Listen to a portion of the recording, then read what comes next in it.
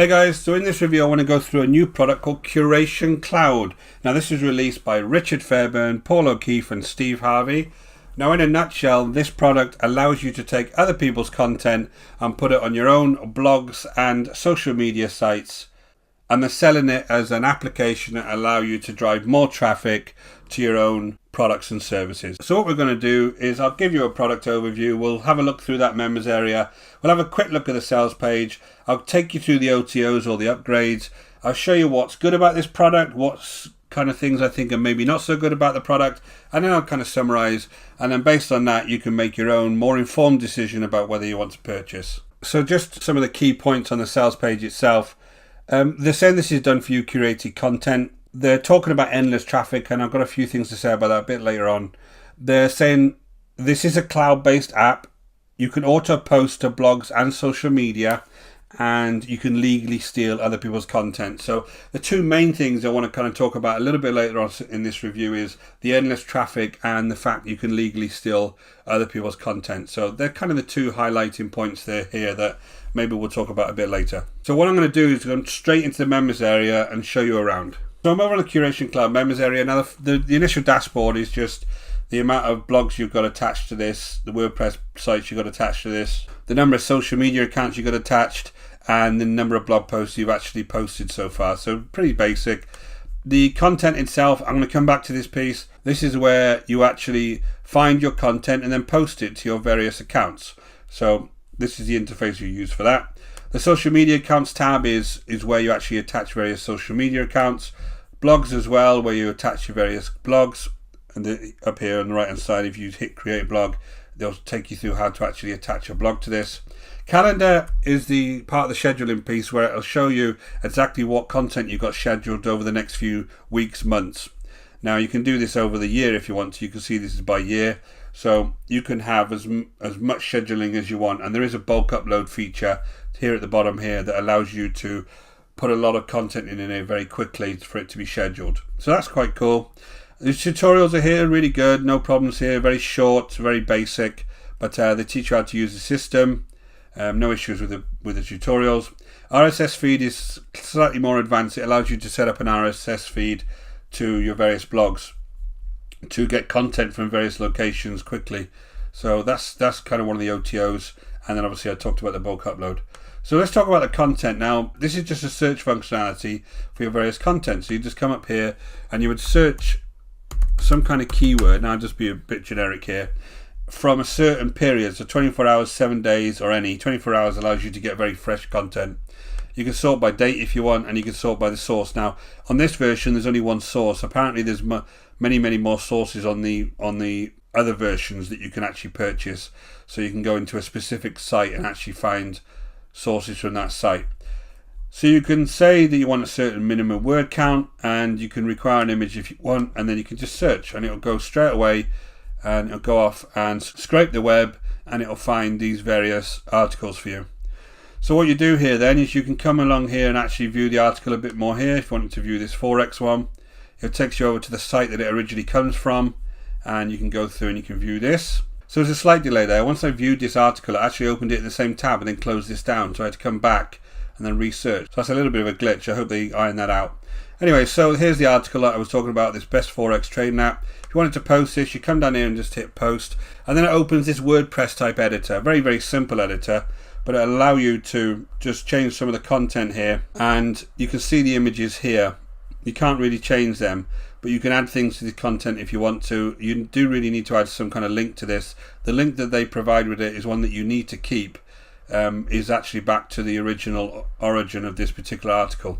And then you can go ahead, if you want to share this to various locations and create backlinks, you can do it with Facebook, Twitter, Tumblr, whatever that is, Pinterest, Reddit, Instagram. So there's various things that you can actually go ahead and share. And that's what they're saying on the sales page is your backlinks.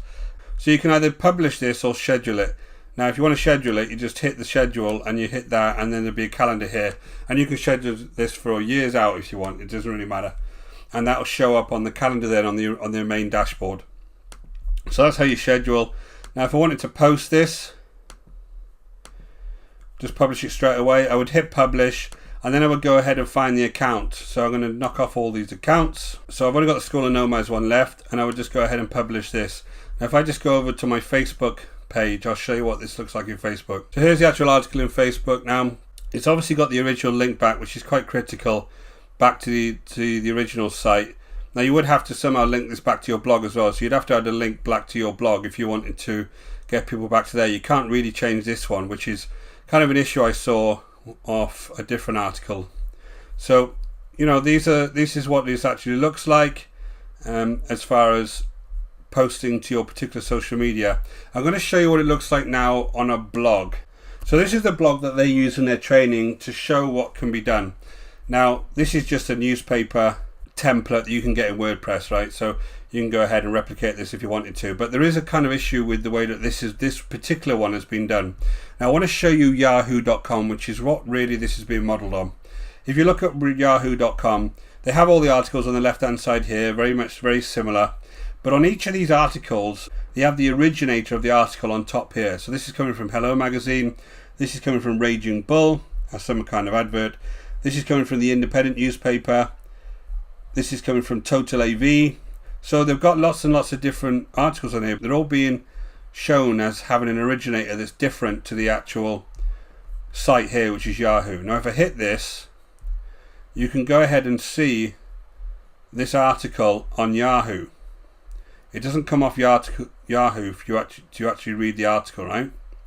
So this is yahoo.com, this is the actual article itself. Now the reason I'm telling you this is that people are staying on yahoo.com to read these various articles. If I look at this one from Hello, they're not actually being directed towards Hello, they can actually read it all on this particular site, right? Now the way they monetize this is obviously AdSense, because on the right hand side here, these are all AdSense type ads, and people actually are obviously paying these to get these ads on here. I was looking at some video stuff on a different platform, and videos ads has just turned up there. So this is AdSense, right? And this is how this site's being monetized. But also people like Yahoo get paid to put ads in their actual site because they're such a big search engine. So there's kind of some differences here in the way that this is monetized in comparison to the way that you would do it. So if I just come over to the actual blog itself very quickly. So this is our main blog again. This is the News Magazine blog. This is the one they use in their training. Now each of these articles is saying Steve Harvey 212 wrote the article. If you remember when I went over to Yahoo, each one of these had the original folks that actually developed the article. So they were creating the articles, but they weren't saying that they actually wrote them. Now on here, they are. So this would tell me that Steve 212 actually wrote this article. And there's Steve 212, etc. So I think it's a bit of an issue on this particular blog. Now, again, I don't know if this is because this was rushly put together, but that's not the way that you need to do article curation. If I clicked on the article itself, I come over, as it stands, with them saying that they claim an ownership, this is copyrighted, that's copyrighted, and the content's copyrighted. Now if I go to continue reading here, this is when it takes me over to Variety, who were actually the original source of this article, and it's actually Peter de Bruges who wrote the article. So he should really be credited, or at least Variety should be credited on your own blog. Not just some random click over to their site that before you know it's actually not your content. So you've got to be careful of that. If you're going to use this particular tactic, that you actually do the curation. Again, that's videos, adverts just chased me over here as well. So you've got to be careful of that, right? Because this is copyright that you're messing about with here. Something that can get you in a lot of trouble very quickly. So the second thing around this is the fact that it came off the site to go to Variety. Again, is a bit of a leakage, because if you remember on Yahoo, it didn't. It stayed on Yahoo's site, and you could see the rest of the article on Yahoo. So you never really come off there. So there's always more chance of people actually hitting your particular adverts. But that's the second issue. So if you're going to build a blog from this, be careful. Make sure that you actually cite the relevant people with the articles. Even this one. This is a Disney article here, and if I click on this, it's going to tell me that Steve Harvey wrote the article. It says by Steve Harvey. And it does the same when you share these. If I share this to my Facebook platform, it actually tells me that the originator of this was this blog. It doesn't tell me the originator was the actual people who wrote the article. And I can tell you that by going over to quickly, because I did this earlier. This is where I saved it. This is where I shared it rather over to my blog. And it says that this bluehost.me is the originator of that particular article, and it's not. So you've got to be careful. I think you've got to be a little bit careful around copyright here. So guys, I'm no lawyer here, but I just want to kind of go through some of the curation considerations that you need to have when you're considering buying something like this software. And just go online and just put in copyright and curation into Google, and it will come up with these kind of things. So you need to ask for permission. You can kind of get away with that sometimes now if you go ahead and you just cite the original author very clearly. Are you going to be changing the content? Are you going to be using it as a wider article? Do you use other sources in the same post? So can you get a collection of articles, put them in the same post and use them as references? How can you ensure the images aren't copyright? So are you ensuring that they're not copyright? There's a reason you have to pay for images online. Some are royalty free, some you pay for. You can't just go and use any old image online. That's not a thing. You need to ensure the original author is clearly acknowledged, and are you using the content for personal gain? That's one of the biggest things with copyright laws, is that you can't use other people's content for your own personal gain unless you've got permission to do that. So it's kind of the main. Now, the upgrades are, the front end is $27, the OTO one is 37 down to 27. The second numbers are always kind of the downsell, so take the second number if you're really interested. The Curation Cloud monetization and 70 done for you campaigns.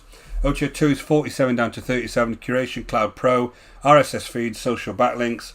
And OTO 3 is $497, done for you starter kit and a full online business. Now those social backlinks, you have to buy OTO 2 to get the social backlinks apparently. So now the pros, it's a done for you system. The software does work, it looks good enough, it's easy enough to use, it's a good tactic if done with your own content.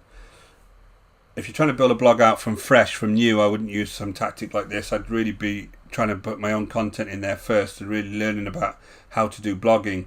But if you've got an established blog and you understand copyright and you're not going to jump all over copyright laws, this could be a good way for you to fill up your particular social media accounts or blogs. And what's not so good, the traffic. The traffic's an issue. Whenever they talk about SEO or sharing things to social media and getting tons of traffic, it's not a thing unless you've got a big following. Now, whenever you were searching for one of the topics of the particular articles, your blog's not going to be nowhere to be seen. Unless somebody already knows about it, you're going to be well down the rankings and you're not going to suddenly jump to the top of Google because you're sharing loads of curated content. So Google looks for original content. That's what it likes to see. It's not going to look for some curated piece of content and you suddenly having tons of traffic to that. So just be careful around that. I don't think there is going to be that much traffic from this unless you've got an original audience. You are jumping over potential copyright issues. Be very careful of that. Guarantees 14 days, very loose. Just look at the guarantee before you go ahead and purchase. It's not your content you're using, so again, you could be infringing copyright. And the monetization is not clear, especially for newbies. You could use things like Google AdSense. You could use any kind of affiliate type links. There is monetization you can do on your blog, obviously, but it's not really clear how you would do it in conjunction with this particular curated content. So I'm going to give this a 6 out of 10, mainly because I'm not really aligned with this overall tactic for newbies, for people who are beginning. Because you are dancing around copyright issues, your images may well be copyrighted. That's easy to spot online. People can actually go in and just do image searches and very quickly find if your images are copyrighted. So you could have some kind of potential problem. So I think this is problematic. I do like the software, and I think if you really understand this topic much better than I do, then maybe it could be something that you could utilize. So guys, I hope you found this review useful. If you're using this software and getting success, I'd love to hear about it. Please leave a comment below. This has been Richard Darby. This is the School of Nomads. If you haven't been over to our channel before, please go ahead and hit subscribe and notification bell, and I'll let you know whenever I release new videos. And guys, if you want to learn about affiliate marketing, go ahead and hit the link in the description below over to our free 12-step action plan, and we'll take you through the whole process step by step. Until next time guys, take care.